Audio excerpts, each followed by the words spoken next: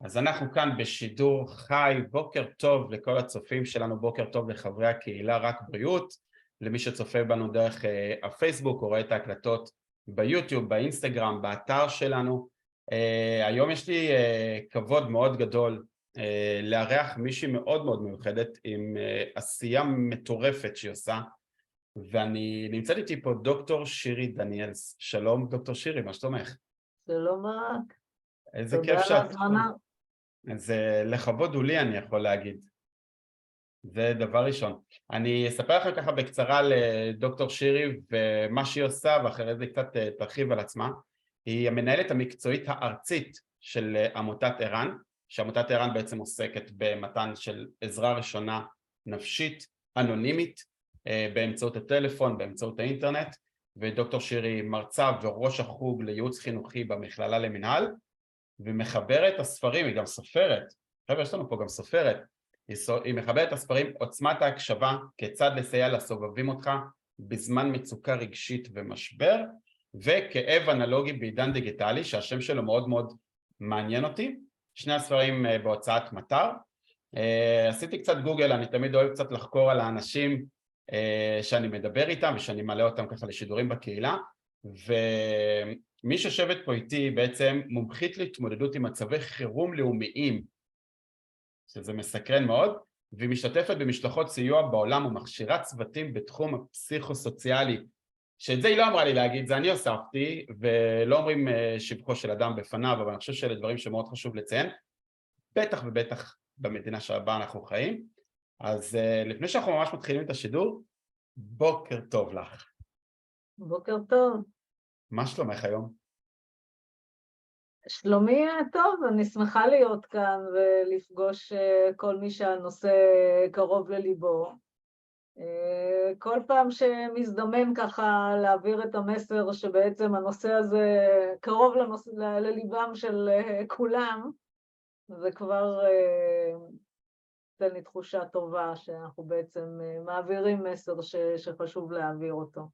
כן, חד משמעית. אני חושב שעצם העובדה שהשידור הזה יגיע בסופו של דבר לבערך כ-70,000 איש, שזה רשימות התפוצה שלנו, זה הגולשים באתר, זה פייסבוק, זה אינסטגרם, אני חושב שיש פה איזושהי עשייה שהיא מטורפת, שקורית כבר 50 שנה עם ער"ן, נכון?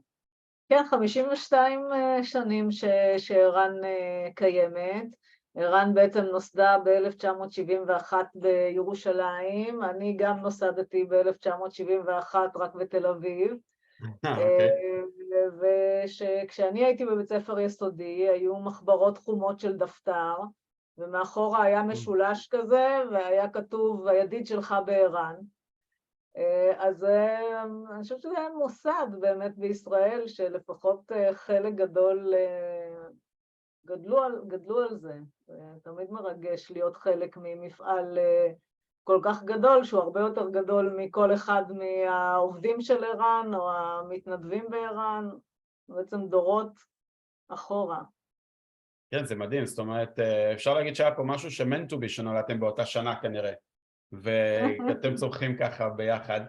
איך זה להיות... ער"ן נוסדה על ידי אישה מאוד מיוחדת, מריה ברטה זסלני, שהייתה אשתו של פסיכיאטר, וראתה כמה ששיחות, אפילו בחדר ההמתנה, יכולות לעשות טוב ולתרום לאנשים. בעצם היא הקימה את הסניף הראשון בירושלים, ומאז ועד היום אנחנו כבר 1,650 מתנדבים ב-13 סניפים ושלוחות בישראל, ועוד 5 סניפים בצפון אמריקה, ועוד סניף חדש באוסטרליה, שבעצם מי שמאייש את הסניפים האלה הם ישראלים שחיים בחו"ל, והם תמיד אומרים שהם זקוקים לנו יותר ממה שאנחנו זקוקים להם, כי הם מרגישים שכך הם בעצם תורמים לחברה הישראלית.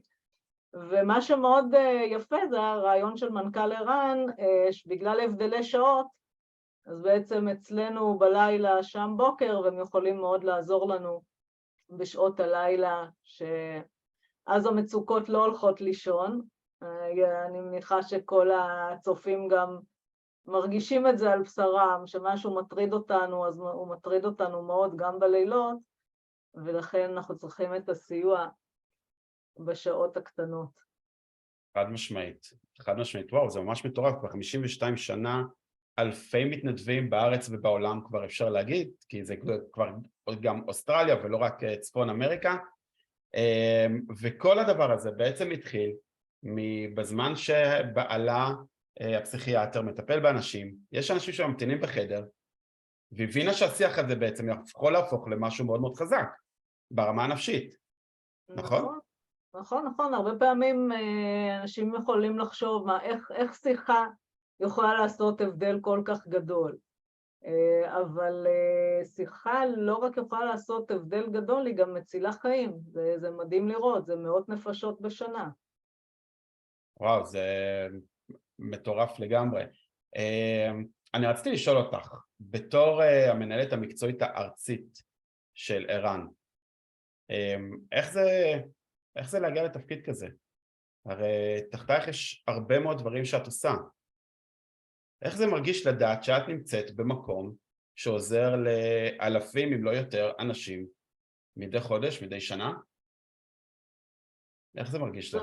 זו תחושה מאוד משמעותית עבורי. קודם כל הידיעה שמה שאנחנו עושים בער"ן יש לו ערך עצום. הוא משפיע לא רק על הפונים אלא גם על בני המשפחה שלהם והחברים שלהם והמעגלים הולכים ומתרחבים בסביבה, כי כשאנחנו סובלים אז גם בני המשפחה שלנו סובלים וגם החברים סובלים, ובעצם מעגלי הפגיעה מאוד מאוד גדולים, והיכולת להשפיע בצורה הזו על כל כך הרבה אנשים היא מאוד מרגשת, לא ברמה רק האישית כמנהלת מקצועית, אלא כחלק מהמפעל הזה. אני חושבת שבכלל אנחנו צריכים בתחום הזה הרבה מאוד צניעות,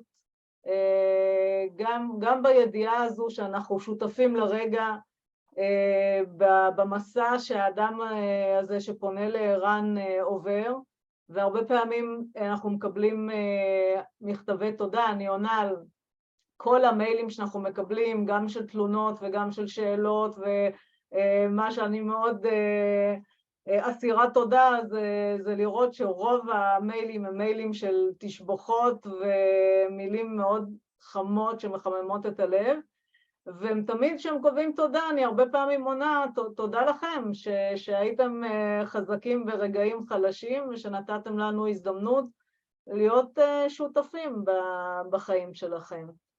ועוד היבט שאני חושבת שהצניעות היא נדרשת, זה ההבנה שאין באמת הבדל מהותי בין הצד הזה של הקו או לצד השני של הקו, או לצד הזה של מסך המחשב או הצד השני. מדובר בשירות האונליין שלנו, כי יש לנו כבר 20 שנה גם שירות אונליין בצ'אט, בפורום, בוואטסאפ, וחבר'ה צעירים, אנחנו לא צריכה לספר לך, כן. מעדיפים לפנות בערוצים האלה. נכון. אז אני חושבת שהידיעה שהפעם האדם השני הוא זה שחטף ואני כאן כדי לעזור לו, אבל זה יכולתי להיות אני באותה המידה. אף אחד לא חטף. נכון. כן, כי החיים מתגלגלים, והיום אנחנו עוזרים לאדם אחד, ובהמשך אנחנו נצטרך עזרה מאדם אחר, וזה בעצם החיים שלנו. אני אשאל אותך שאלה שמאוד מאוד מעניינת אותי, ואני אנצל רגע את ההזדמנות שאנחנו פה ביחד. האם במהלך השנים האחרונות כמות הפניות הולכת ועולה? מרגישים איזשהו שינוי, או שהיא נשארת אותו דבר כמו שהיה בעבר? אז כמות הפניות הולכת ועולה, כלומר אם אנחנו ניקח את 2019 לפני הקורונה, אז פנו לער"ן, או בער"ן התקבלו 170,000 פניות בשנה. בזמן הקורונה... וואו, כמה? 170,000 פניות בשנה, אנחנו מדברים על מאות פניות כל יום. כלומר, בזמן הזה שאנחנו מדברים, ברגע זה, יש בין 16 ל-20 שיחות שמתנהלות. בכל הסניפים של ער"ן. וכל השיחות בעצם זה בהתנדבות, זאת אומרת, המתנדבים עונים לשיחות. כן, המתנדבים הם באמת מכל הלב והנשמה, נותנים את הדבר הכי יקר, שזה את הזמן ואת הלב ואת הנוכחות, כדי להיות כאן. ובזמן הקורונה, כלומר ב-2020, אנחנו עלינו ל-360,000 פניות בשנה.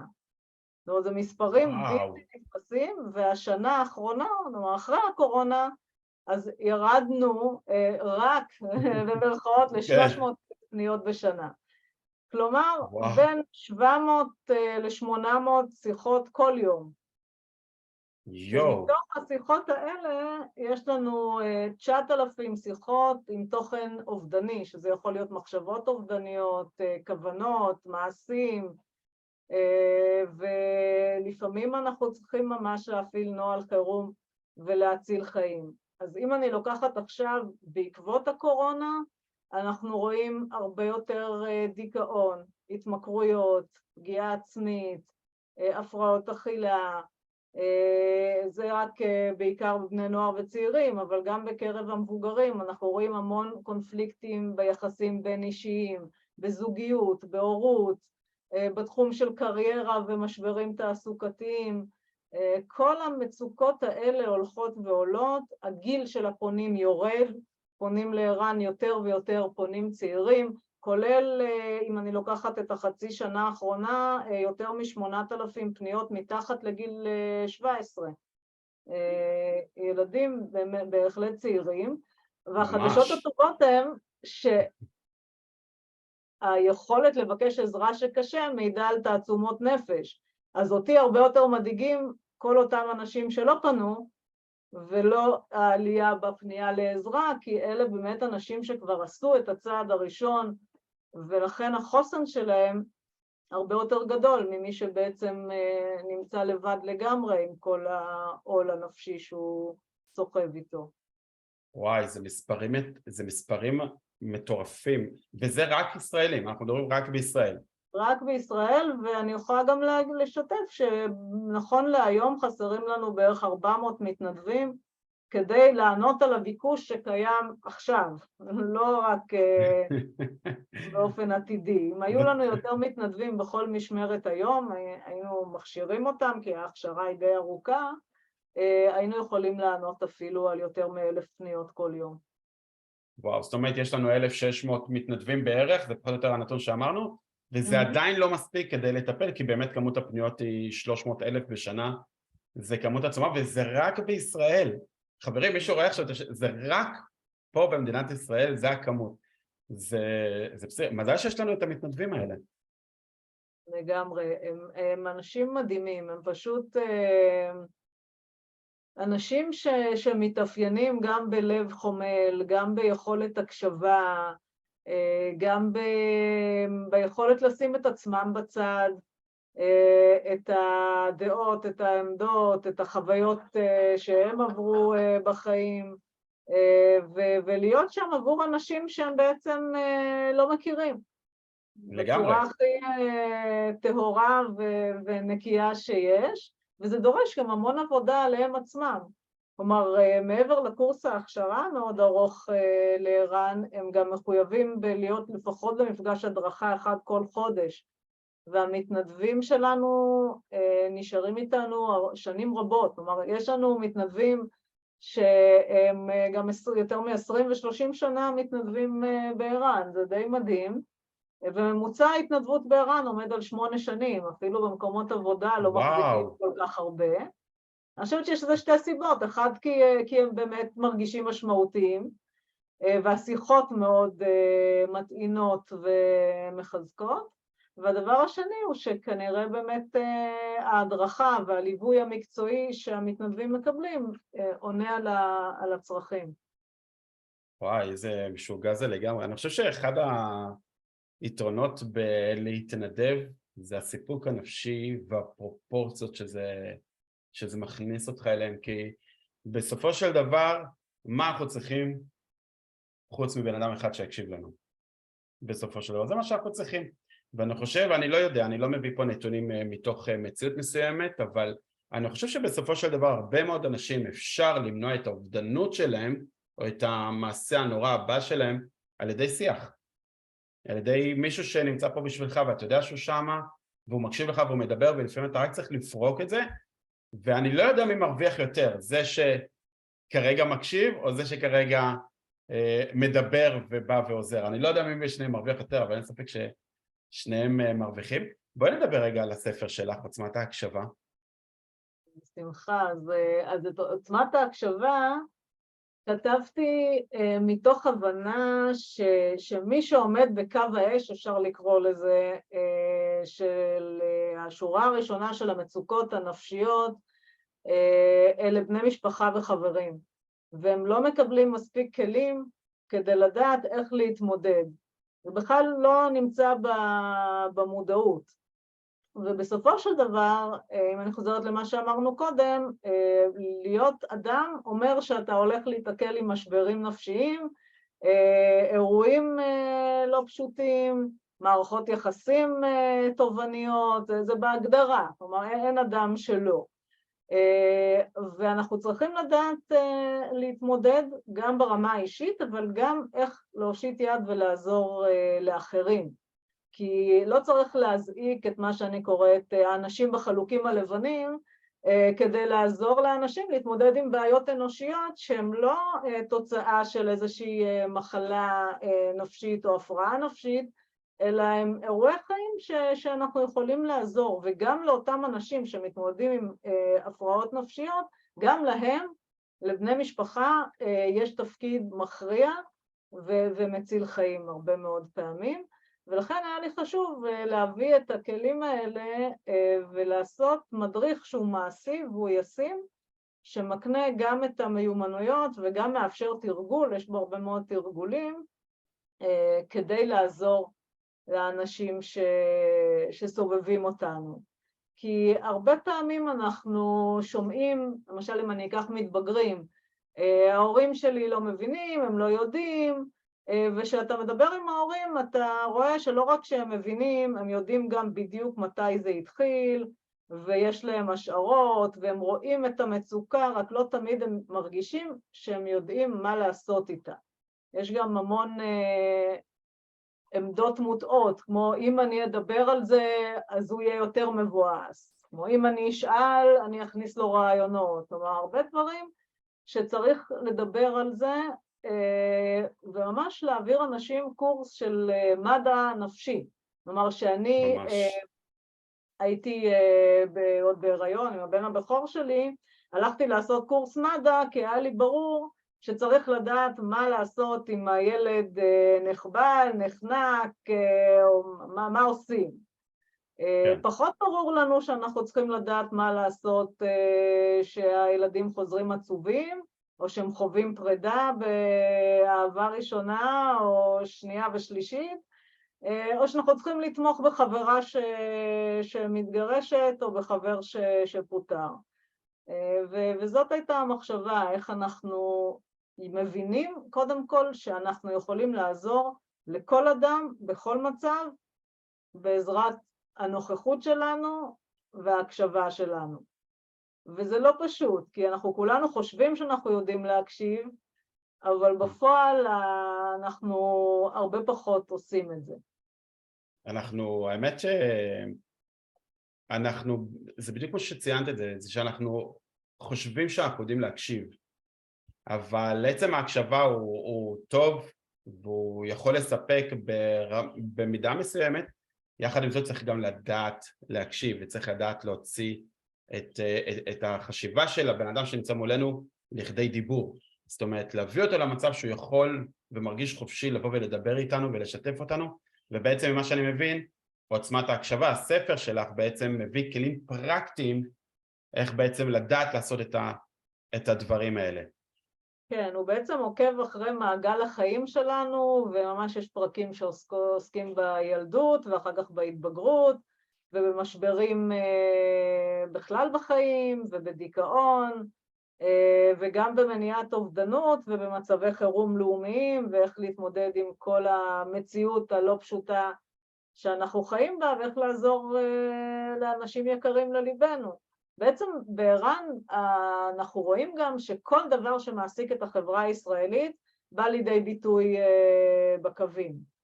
אז יש לנו את היכולת, גם זה סוג של ססמוגרף נפשי של החברה הישראלית, אז יש לנו גם את היכולת לראות מה מעסיק בכל רגע נתון את הנוער, את המבוגרים וגם את הקשישים, כי אנחנו בעצם פוגשים את כולם, גם מעבר לקווי הטלפון וגם במסכי המחשב. איזה גילאים הכי נמוכים פונים אליכם? מאוד מעניין אותי לדעת. זאת אומרת, מי נמצא בקצוות, בנמוכים ובגבוהים? כי כולנו חווים בעיות נפשיות, בסופו של דבר. נכון, נכון.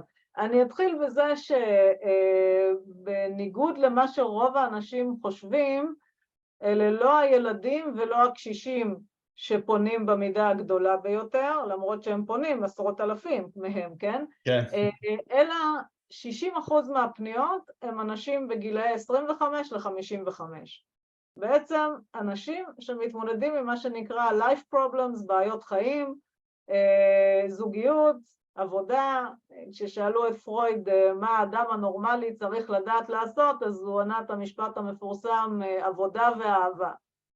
אלה בסופו של דבר שני הצירים המרכזיים של החיים שלנו, ורוב הפניות מגיעות מהקבוצה הזו. אני חושבת שזה גם זה שאנשים לא מודעים לזה, זה כי תמיד יש הרחקה, יש את האנשים ההם שפונים לערן, הדיכאוניים והאובדניים, וקשה לראות את זה שזה כל אחד מאיתנו. נכון. מבחינת הגיל הנמוך ביותר, בשגרה זה בדרך כלל גילאי ההתבגרות של נאמר גיל 12-13 והלאה, בעיקר כבר חטיבות ביניים, תיכונים, חיילים, יש לנו גם שירות מיוחד לחיילים ולסטודנטים, אבל במצבי חירום זה יורד. כלומר, במצבי חירום אנחנו מקבלים פניות מילדים בני 8 ובני 10, זה יכול להיות הורים שמבקשים מאיתנו לדבר עם הבנות בנות ה5, למשל בזמן ההסלמה הביטחונית האחרונה התקשרו 3 ילדים בגילאי 5, 8 ו10, והם סיפרו שהם לבד בבית, וההורים היו צריכים לצאת, והם אמרו להם, אם תהיו בלחץ, תתקשרו לערן, השאירו להם את המספר, ואמרו להם תתקשרו, והם התקשרו המתוקים האלה, והייתה שיחה מדהימה עם אחת המתנדבות אצלנו, שפשוט מחמם את הלב, השיחות.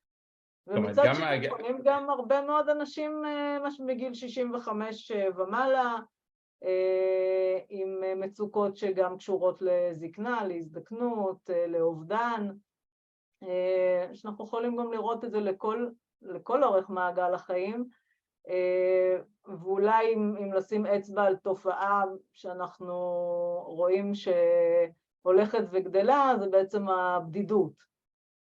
כן. שהולכת ואולי נראית אחרת בכל קבוצת גיל, אבל היא שם והיא נוכחת, והיא לא פוגשים אותה רק בזקנה. אני חושב שהעניין של הבדידות זה באמת עניין של גיל, כי כשאתה צעיר ולפעמים בא לך את הלבד, אתה רוצה את הלבד, אתה לא רוצה אף אחד איתך, אתה רוצה רגע את השקט שלך, אפילו לתקופות מסוימות, אבל ככל שאתה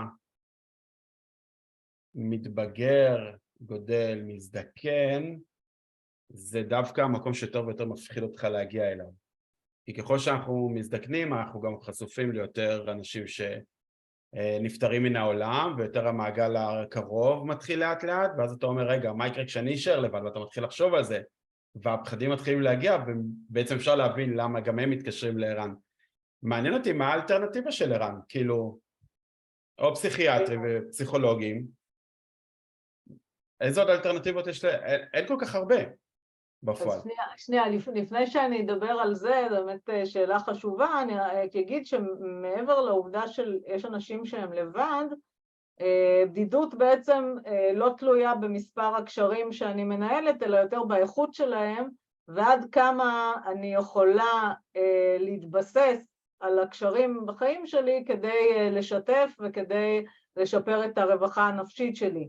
כלומר, כולנו, אני חושבת, הרגשנו במצבים מסוימים בחיים שאנחנו בעצם מוקפים באנשים, אבל אנחנו בודדים.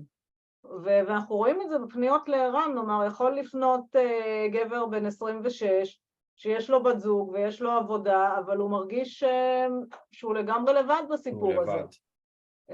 אז, או בני נוער, לא רק אלה שעוברים חרם או בריונות, שזה באמת סיפורים מאוד מאוד קשים, אלא גם בני נוער, נאמר, אני אתן לך דוגמה של נער בן 15 שאומר, יש לי חברים, יש לי חברה, אני תלמיד מצטיין, אבל אני לא מוצא את המקום שלי בעולם. כלומר, אני שואל שאלות, אני מרגיש עצוב, והוא לא הרגיש שהוא יכול לשתף במצוקה הזו, לא את החברים שלו במקרה הזה, וגם לא את המערכת. כן.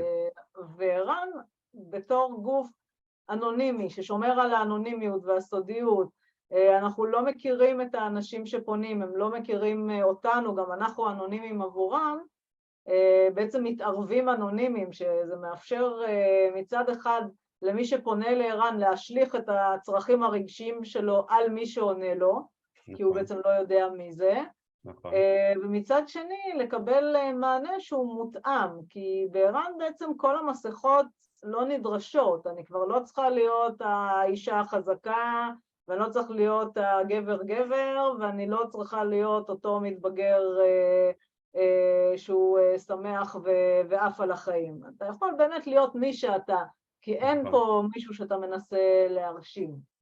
בעצם כל החומות נופלות. נכון, נכון, וזה מאפשר ממש לחשוף אפילו באינטרנט עוד יותר. כלומר, באינטרנט ברגע שגם אין את האינטונציה, כי גם לא רק שלא רואים אותי, גם לא שומעים אותי, והתקשורת מתנהלת בכתב, אז אני ממש יכול, קוראים לזה בספרות אפקט הסרת עכבות, אני ממש מרגיש משוחרר, ואני יכול באמת לשתף במצוקה, ולכן אנחנו רואים שבפניות אונליין יש לנו יותר פניות אובדניות, יותר פניות שעוסקות בפגיעות, באלימות, בפגיעות מיניות, דברים שמאוד קשה לשתף פנים אל פנים, וגם ששומעים את הכל. אז יש פה משהו שהוא מאוד חזק. לגבי החלופות, זה לא בדיוק חלופות, אלא זה בנוסף, כי ער"ן הוא לא קו טיפולי, הוא לא תחליף לטיפול, אנחנו בעצם עושים עזרה ראשונה נפשית, שזה סוג של חדר מיון נפשי, כן, שאנחנו ממש. בעצם יכולים להרגיע, לחשוב על חלופות, הרבה פעמים זה מספיק, לפעמים להציע גורמים קהילתיים, מקצועיים שיכולים לעזור, ואנחנו יכולים, יש לנו מערכת שמאפשרת לנו לתת את המידע הזה לפונים ברמה הארצית, לא שירותים פרטיים, אנחנו לא ממליצים אף פעם על מטפלים פרטיים או שירותים פרטיים, רק קהילתיים ומוסדיים, והרבה פעמים יש שילוב, כלומר יש אנשים שנמצאים בטיפול מקצועי,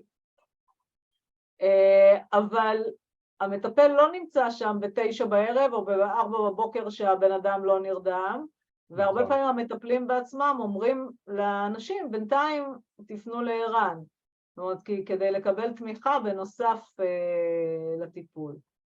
אני חושב שזה הזמן גם לציין את העניין של שעות הפעילות שלכם, של ער"ן. שעות הפעילות הן בעצם 24/7? כן, כולל יום כיפור וכולל ערב חג, וכולל, אין זמן שאנחנו לא פעילים בו. יש עכשיו ב-YES סדרה בדוקו, ב-YES דוקו, סדרה שנעשתה על המוקד של ער"ן, זה נקרא שיחה נכנסת, והוא בעצם מלווה 7 שיחות של המתנדבים, כמובן כל הפרטים של הפונים שונו, והפונים בעצם מגולמים על ידי שחקנים, כלומר הקול שלהם, אבל המתנדבים הם בתפקיד עצמם, ויש שם שיחה מרגשת. אז המתנדבים הם בעצם אמיתיים, זה הם. כן, כן, כן, הם בעצם משחזרים שיחות שהיו משמעותיות, ואחת השיחות היא של מנהלת סניף תל אביב, לידיה סלע, בערב חג, שבעצם עושה משמרת, והיא לא נמצאת עם המשפחה שלה, והיא עושה את ערב החג עם הפונה, והם ביחד קוראים, והם ביחד שרים שירים. וואו. זה פשוט דבר שהוא מאוד מאוד מאוד משמעותי, וזה מדהים איך לראות שהסדרה הזו, שבסופו של דבר היא סדרה שמצלמת שיחה. נכון. ואיך בלי כל הפירוטכניקה וכל בלי מה שאנחנו אפקטים מכירים ובלי מהשפה בימוי הקולנועית, יותר מדי, כן. איך יש פה סיפור ששווה לספר? זאת אומרת, זה באמת של היוצרים גולן רייס ושרון יעיש, שעשו פה באמת מלאכת מחשבת, אז אני באמת מציעה, יש גם פרק אחד מאחורי הקלעים יחד איתי, שאני ככה נותנת את ההסבר.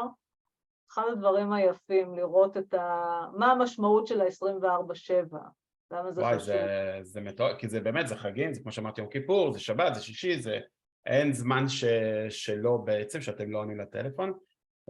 אז קודם כל חברים, שיחה נכנסת, יס דוקו, לכו לראות את זה, אני חושב שזה... כל הפרקים כבר ב-VOD, כן. כל הפרקים כבר ב-VOD, אני חושב שזו הסדרה היחידה שבאמת לא השקיעו באפקטים, אני לא ראיתי עדיין, אני כמובן אלך לראות את זה, אבל לא השקיעו באפקטים ולא כלום, ואני חושב שה-80-90% שם מאוד אותנטי ומאוד אמיתי, חוץ מהשמות ושהכל כמובן נשמר במערכת. כן.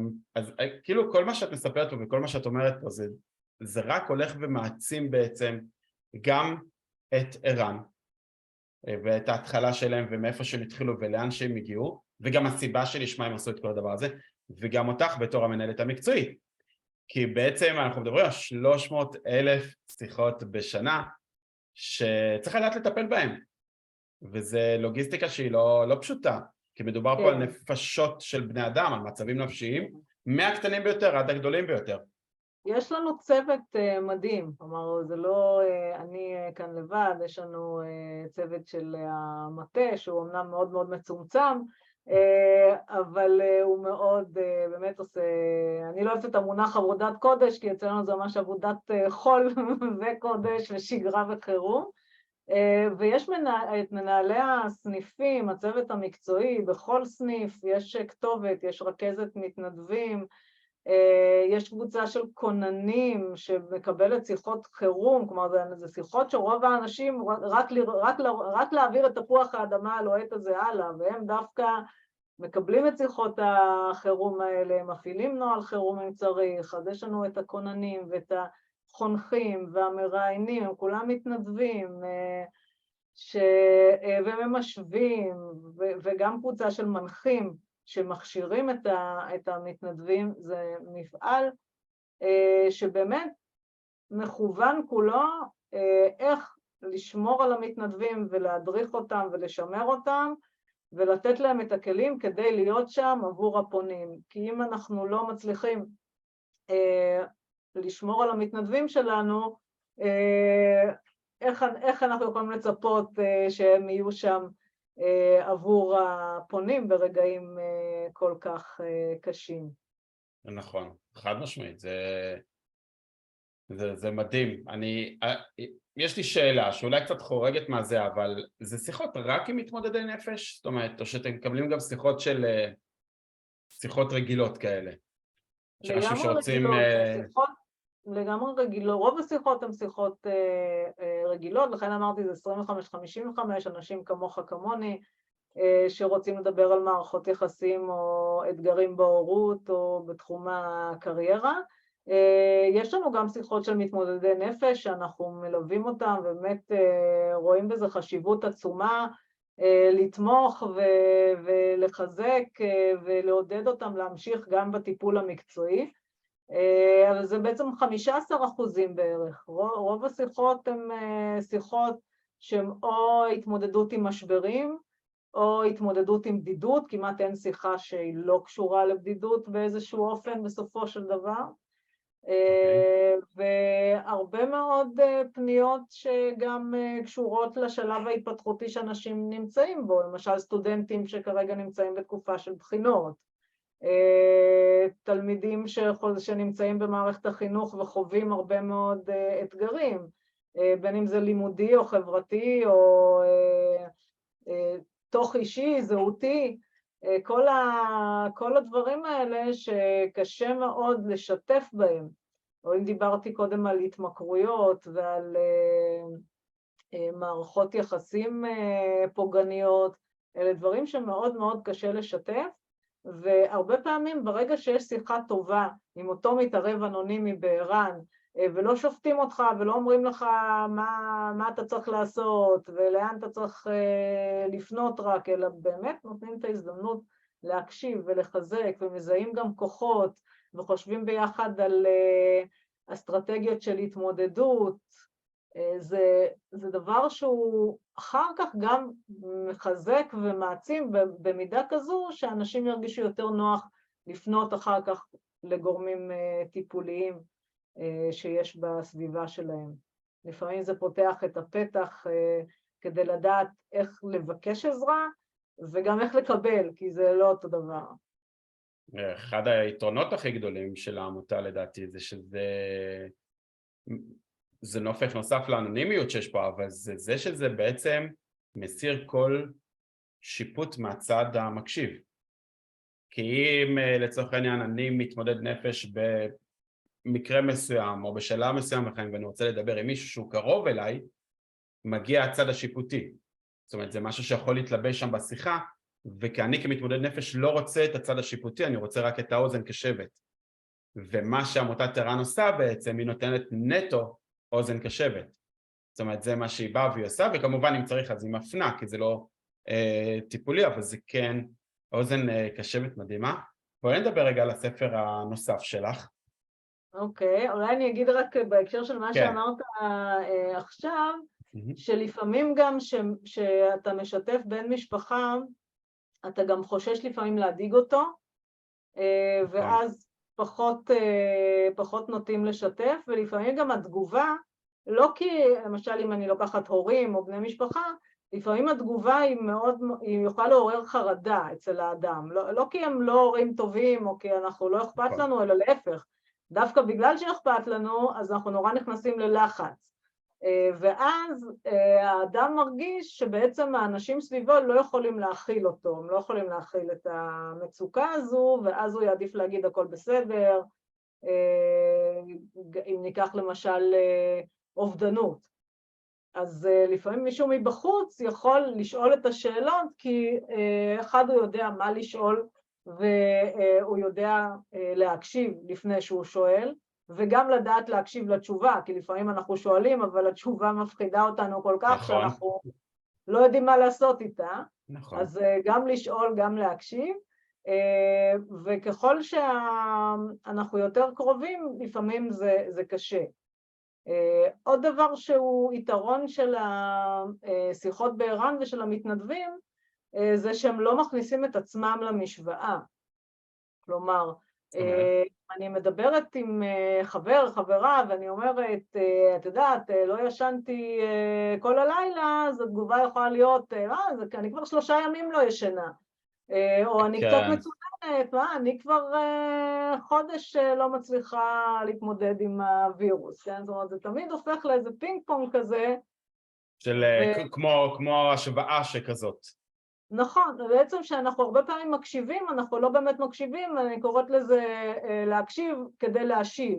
כלומר, אני מחכה עד שאתה תסיים לדבר כדי שאני אוכל להתבטא. בעצם כאן ההקשבה היא נטו הקשבה, היא לא קשורה למה אני יכולה להגיד, ולפעמים אין מה להגיד. זאת אומרת, לפעמים המצוקות הן כל כך גדולות,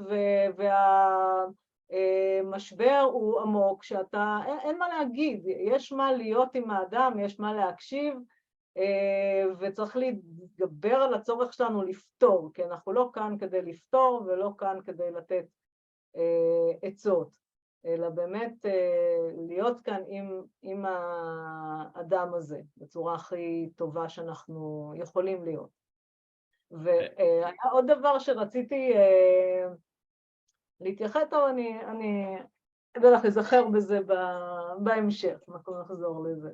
אז כן, אז שנייה, אני קודם התחלתי לדבר על הספר, אבל רגע, פתחת פה עכשיו משהו מאוד מאוד מעניין, ומאוד מאוד מסקרן אותי. איך כהורים נגיד, אפשר לזהות ילד, או לא משנה דווקא בטווח הגילאים, אתה יכול להיות הורה בן 60 והילד שלך בן 40, איך אפשר לזהות מקרים של התמודדות עם נפש מבלי שהצד שמתמודד יספר על זה, ידבר על זה?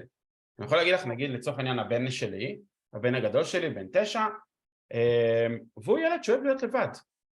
יש לו חבר, 2, מספיק לו, טוב לו, הוא מרוצה, הוא לא צריך יותר מזה. ובהתחלה היו לנו מחשבות כזוג הורים שאולי יש פה בעיה נפשית, אולי יש פה זה, אולי יש פה זה, ודיברנו והתייעצנו עם בעלי מקצוע וזה. אבל יש אנשים שפשוט אוהבים את הלבד, והם פשוט רוצים את הלבד, וזה מה שעושה להם טוב. ולהפך, ודווקא המקום של נגיד חברה וזה, זה מה שעושה להם את ההתמודדות הנפשית. אז יש לך טיפים אולי איך לצופים שלנו שנמצאים פה, איך הורה יכול לזהות התמודדות נפשית של הילד? ילד סלש ילדה. אז אני חושבת שאתה נגעת בנקודה הכי משמעותית. כדי שאני אתחיל להדליק את נורות הזרה, יותר נכון לזהות אותם, אני צריכה לשאול את עצמי עד כמה ההתנהגות היא שונה מהרגיל. כלומר, כל שינוי בהתנהגות צריך להדליק נורה אדומה, כי ילדים פחות מדברים את המצוקה, הם מתנהגים אותה. כלומר, כל מי שיש לו ילדים יודע שהחלום שהילד שלנו יבוא ויגיד, אבא, אמא, אני קצת עצוב בזמן האחרון, בוא נדבר על זה, לא הולך להתגשם, במרבית הפעמים. מה שיקרה זה שהוא יטרוק את הדלתות, ויריב בבית ספר, ויפסיק ללכת לחוגים, זה יתבטא בהתנהגות. אז שינוי בהתנהגות צריכה להדליק נורה אדומה, בהנחה שזה אכן שינוי, כי ילד שהוא סגור וגם ככה לא חיית מסיבות וחיה חברתית, אז אין לי סיבה להיות מודאגת אם זה ממשיך. אבל אם היו חוגים שהילד אהב, והוא נהנה ללכת למפגשים, והוא אהב פעילויות מסוימות, והוא מתחיל להימנע מהם, אז אני אקח את זה בחשבון. מעבר להתנהגות יש גם סימנים רגשיים, כלומר שאני רואה עצב, דכדוך, כעס לפעמים, תחושה של מבוכה, חוסר אופטימיות, חוסר תקווה, ייאוש, דברים שאני מזהה דרך אמירות של הילד, או דרך התנהגות שוב כמו גופנית, כמו בכי, כמו הימנעות מאכילה או שינויים סביב אכילה, כמו שינויים בדפוסים של השינה, שקשה לישון, או שלהפך, ישן כל הזמן. כל השינויים האלה, בין אם הם רגשיים, חברתיים, התנהגותיים או גופניים, מתחיל להתלונן על כאבים, פתאום הרבה מאוד כאבי בטן, כאבי ראש לא מוסברים, שלא מוצאים להם סיבה רפואית, אז אני בעצם אומרת, אוקיי, יש פה סימנים שהם סימנים של מצוקה. השלב הבא זה לשאול את הילד. כלומר, זה ממש לשבת ולהתייחס לזה ולהגיד, שמתי לב שאתה לא מתנהג כמו עצמך בזמן האחרון, אתה יותר ככה וככה, ממש להגיד לו, לשתף, לראות מה עובר עליך, אני מאוד רוצה להיות כאן בשבילך, לעזור, ואם גם אם התשובה היא שום דבר, הכל בסדר, אז להשאיר את הדלת פתוחה, לאפשר לילד לבוא אליי כל פעם שהוא מרגיש בכך צורך. זה כמובן צריך להיות שפה שהיא שפה של הקשבה גם בשגרה, כי אם אני לא שם פיזית נוכחת עם הילדים שלי גם בשגרה, ואנחנו לא מדברים חוץ מעל הכנת השיעורים, לא הכנת השיעורים, למה זה, למה פה, מה שהרבה פעמים קורה, אז אני לא יכולה לצפות שאחר כך אני אהיה גם כתובת להקשבה, כן. לנושא של הנפש. ואולי אני נזכרתי מה רציתי להגיד לך קודם, דיברנו על התמודדות נפש.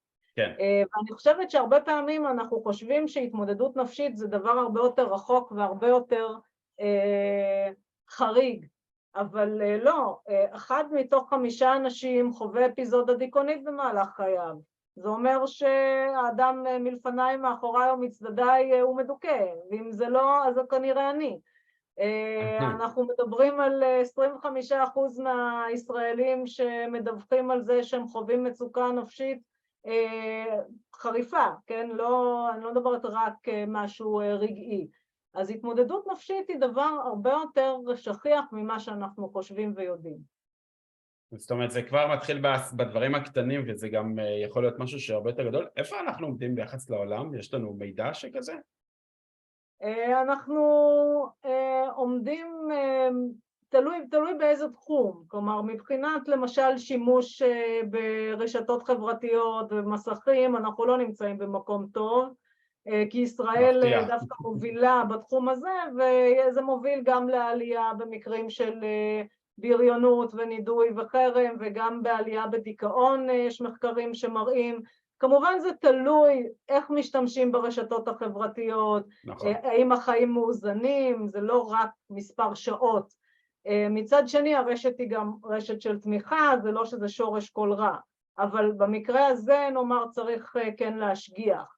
במקרה של אובדנות אנחנו, קשה לדבר על מקום יחסית טוב, כי כל נפש הוא עולם ומלואו, וגם יש לנו איזו נטייה פחות חיובית לחוות כאן מה שקורה בארצות הברית עכשיו, אנחנו בדרך כלל חווים את זה באיזה דיליי, אז יש לזה פנים לכאן ולכאן. אם אני מדברת על אובדנות, אז בכל 40 שניות בעולם מתאבד אדם. אדם מת מאובדנות, רק לחשוב על כמה אנשים מתו מאובדנות בזמן שאנחנו מדברים, זה בלתי נתפס. ובכל 41 שניות יושבים בני משפחה וחברים ושואלים את עצמם למה. איך לא הצלחנו לעצור את זה, או איך לא זיהינו את זה לפני. איך לא ראינו, אם ראינו מה לא עשינו, ותמיד יש את האשמה בכל מוות, אבל בטח שמדובר באובדנות, וגם בני המשפחה האלה זקוקים לתמיכה, חשוב מאוד להזכיר גם את זה. ובארץ בכל שנה מתים מאובדנות כ-500 בני אדם, כלומר לפחות בן אדם אחד מדי יום. 20% מהם הם בני נוער וצעירים עד גיל 24. וואו, 20%. וואו, זה... פעם שמעתי איזשהו משפט, ואני זוכר שהייתי בלוויה, ושמעתי משפט, מישהו שם שאמר, כאילו בכו על הנפטר, ולמרות שהוא נפטר בנסיבות שדי היו ברורות כבר בהמשך, אבל מישהו שם אמר משפט, הנפטר הוא לא זה שסובל, אלא הסביבה שלו.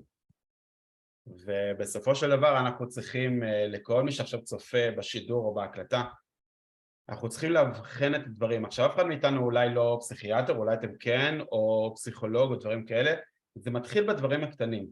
בדיוק כמו שדוקטור שירי אמרה קודם, זה להשאיר את הפתח לילד לבוא ולשוחח, לבוא ולדבר איתנו, ולהראות לו שאנחנו שם כל הזמן, ולא רק בשיחות נפש, אם זה לשחק איתו ביחד, ולשבת איתו רגע בשולחן ולהיות איתו, שהוא חוזר מבית הספר, להגביל, זה אני אומר, להגביל את זמן המסכים, בעיקר טיק טוק, יוטיוב, פייסבוק, כל הדברים האלה.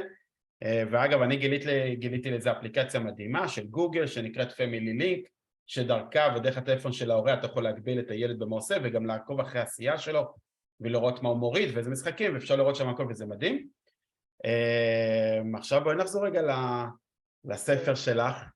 זה בדיוק מתקשר לזה גם, אני לפני העניין של ההגבלת מסכים, אני רק אגיד שצריך לא לפחד, אבל צריך לחנך, כלומר הרבה ילדים לא משתפים את ההורים שלהם שהם עוברים בריונות וברשת וחרם, וששואלים אותם למה, הם אומרים כי ההורים ייקחו את הטלפון, כי הם יסגרו את המחשב, ואנחנו צריכים להיזהר מזה, אנחנו צריכים להימנע מלהיות תמיד בעמדה, אנחנו צריכים להבין שהיום ילד כמעט נאמר בבית ספר יסודי, נאמר בכיתות הגבוהות ומעלה, אם אין לו טלפון או אין לו דרך להתכתב עם החברים שלו, הוא עלול למצוא את עצמו בבדידות מאוד קשה ולא להיות מודע בכלל למפגשים, אז אנחנו צריכים להיות מאוד רגישים לעניין ולהבין שלקחת טלפון מילד זה לא כמו שאנחנו חווים, טוב אז הוא יהיה פחות בטלפון, אלא זה יכול להיות ממש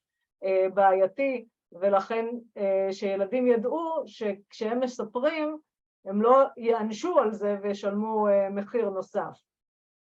נכון, מדהים. אז אני ממש שמח שחידדת את זה, כי זה כל כך נכון, זה באמת צריך להיות מאוד מאוד עדינים ורגישים לנושאים האלה.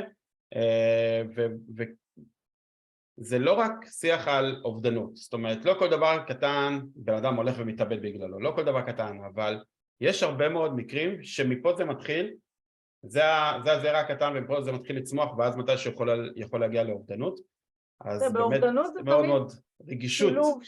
זה שילוב של גורמים, זה גם הגורמים האישיותיים והנוקשות המחשבתית לעומת גמישות, זה היכולת לבקש עזרה מול הימנעות מזה, זה חוץ מהגורמים האישיים יש גם גורמים סביבתיים, עד כמה הסביבה תומכת, מאפשרת, וחוץ מזה יש גם גורמים נסיבתיים, אבל הם לא בעצם הסיבה, וחשוב לא להפוך את הנסיבות לסיבות. כלומר, כותרות כמו התאבד בגלל אהבה נכזבת או התאבדה בגלל חרם, הן כותרות מסוכנות, שבעצם לכאורה נותנות לגיטימציה, אם אני עובדת עכשיו חרם או פרידה קשה, שזה לגיטימי. אז לא, אובדנות היא לא פתרון, היא מייצרת ים של כאב, והיא לא פותרת שום דבר, כי בעצם לכל בעיה יש יותר מפתרון אחד. וגם אם דברים נראים שאין דרך והכל שחור ואין נקודה של אור, זה בעצם הדיכאון שמדבר, זה אותו כאב נפשי שיחד עם ראיית המנהרה והצמצום הקוגניטיבי נדמה לנו שאין דרך, אבל דברים משתנים ודברים מתבהרים, ואנחנו צריכים לא לאבד את התקווה ולדבר עם אנשי מקצוע במקרה הזה, כדי שאנחנו נוכל לחיות את החיים שראוי שכל אחד מאיתנו יחיה. נכון, חד משמעית. עכשיו הספר שלך. מדהים, הספר שלך, שזה ספר אגב שעבר גלגול בכותרת שלו. נכון, נכון.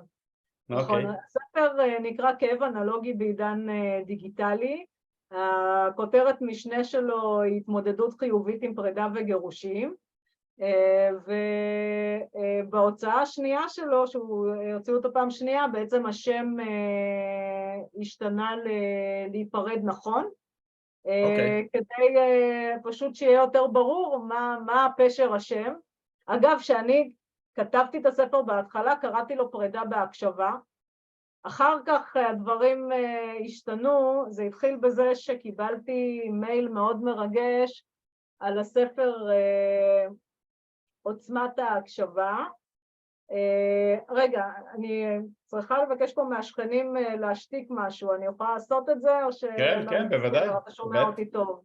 אני שומע אותך מצוין, כן.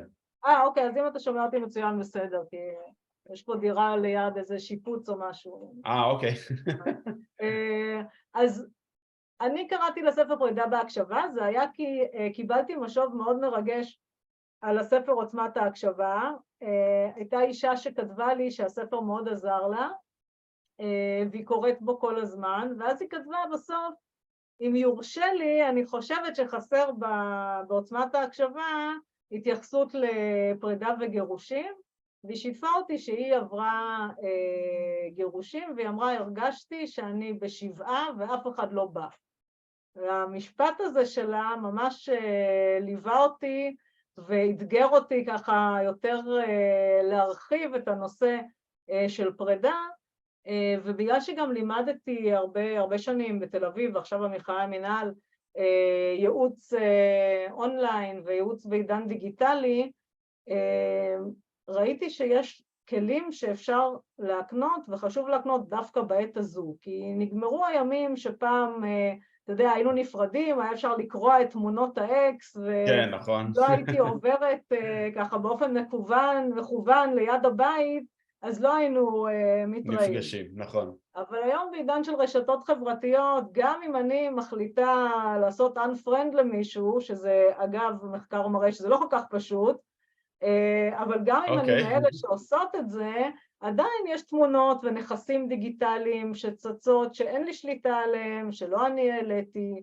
אני אוכל לדעת ברגע אחד מה עושה האקס, עם מי, אם הוא בחופשה, האם יש לו מערכת יחסים או לא, וזה משפיע על הנפש, וצריך לדעת להתמודד בעידן הדיגיטלי בצורה שונה עם פרידה וגירושים. גם ההיכרות אגב, היום בעיקר דרך אתרי היכרות, דרך אפליקציות, וגם כאן, בניגוד לצעירים שיותר שוחים בזה, אנשים יותר מבוגרים פחות מתמצאים, כלומר הילדים הם ילידים דיגיטליים, המבוגרים הם בעצם מהגרים דיגיטליים, אבל גם חבר'ה צעירים מתמודדים עם כל מיני תופעות בהקשר של מערכות יחסים, כמו למשל הפומו, שקשה מאוד להתחייב למערכת יחסים, שיש המון ציפורים תיאורטיות על הדפים ועל העמודים, והספר הזה בעצם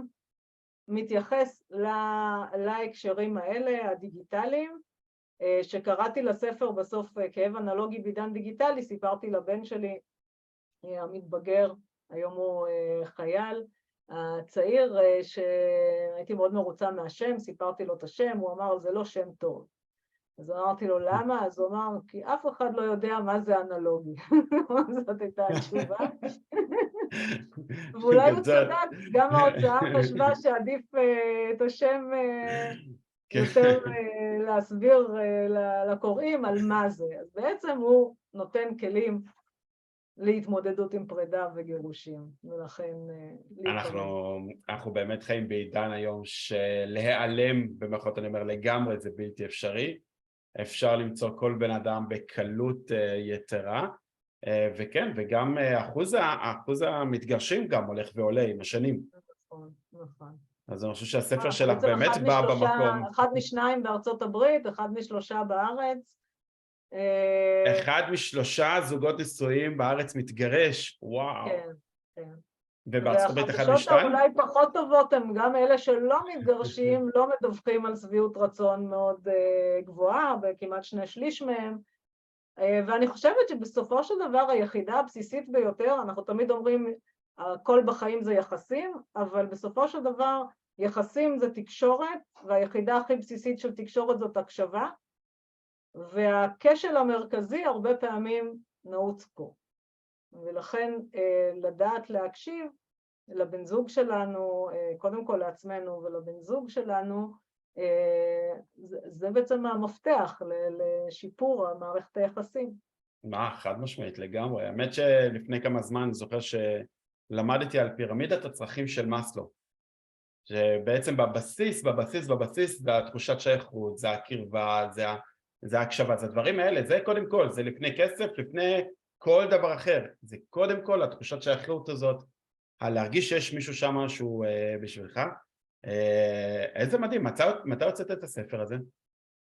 את כאב אנלוגי בעידן דיגיטלי ב-2018, והוא יצא מחדש להיפרד נכון בשנה שעברה, וכן, אני מקווה שהוא יעזור לקוראים לנהל נכון את מערכות היחסים בחיים שלהם. האם הוא מתאים גם לזוגות שכבר עברו את הפרידה? כן, כי יש בו המון כלים גם בנושא של הורות, ואיך לשמר מערכת יחסים עם האקס וגם עם הילדים מתוך שותפות, ועל החשיבות של מעורבות גם של אבות וגם של אמהות, למה זה קריטי לא רק לילדים אלא גם לבני הזוג עצמם, וגם הוא עוסק בפרק ב' ובמשפחות מעורבות, ודבר שהוא חשוב. גם למי שלא בהכרח התחתן, זה לא משנה, לכן זה גם בפרידות וגם... זאת אומרת, כן, זה לאו דווקא בגירושים, אלא זה גם בפרידות של זוגיות ודברים כאלה. נכון, היום זה גם חלק מהעידן הזה, שזה אתה יכול לא להתגרש, אבל עדיין לחוות את המשבר, ואנשים פחות מודעים לזה, ולכן יש פחות לגיטימציה להיות במצוקה רגשית, כי אנשים לא מבינים את החוויה, כי אין את הכותרת, אין את התווית. נכון. יש היום גם הרבה זוגות שהם לאו דווקא מתחתנים במרכאות דרך רבנות ודרך גופים כאלה ואחרים, אלא עושים את זה באופן חופשי, אבל בסופו של דבר זה זוגיות, ואם נפרדים ממנה אז צריך באמת לדעת לעשות את זה נכון. תקשיבי, השיח איתך מאוד מעניין. תודה, שמחתי להיות כאן. יש לנו עוד איזה ספר שהתחלת כבר לכתוב, משהו שהוא עומד לראות אור או משהו? יש כמה פרקים שאני כותבת עכשיו בספרים, אחד עוסק בנושא של חירום, התמודדות במצבי חירום ומשבר, ובקווים חמים וסיוע אונליין במצבים כאלה. פרק בספר אחר יעסוק במניעת התאבדויות ובאיך לעזור לעצמנו ולאחרים. אני אוהבת לכתוב גם בתחום האקדמי, כראש החוג במכללה למינהל, שמראה לי כמה מעניין התחום הזה וכמה אפשר לתרום דרך מחקר, ובמקביל מאוד אוהבת את הכתיבה לאו דווקא לאנשי מקצוע, שמאפשר להגיע להרבה יותר אנשים. איזה כיף זה. אז יש לנו עוד למה לצפות. דוקטור שירי דניאלס, אני רוצה להגיד לך תודה רבה. תודה רבה לך. על ההזדמנות ועל זה שהגעת לפה לשידור. מבחינתי זה לא מובן מאליו בכלל. זה אחד הנושאים היותר חשובים, בטח בתקופה הזאת לדבר עליהם. אז חברים, מי שצופה בנו עכשיו ובאמת מרגיש שהוא צריך מישהו לדבר איתו, לאו דווקא בעניין של אובדנות, לא חייב לקחת את זה לקצה, אבל גם אם זה שם וגם אם לא, אז אפשר לפנות לערן ב-1201. 1201. שיננתי את זה. או דרך 1201, או דרך האתר, בוואטסאפ, בצ'אט, בפורום. יש כל כך הרבה דרכים. האמת, את יודעת מה, אולי אני אפילו עושים את זה, לינק מהאתר שלכם, איך אפשר לפנות אליכם.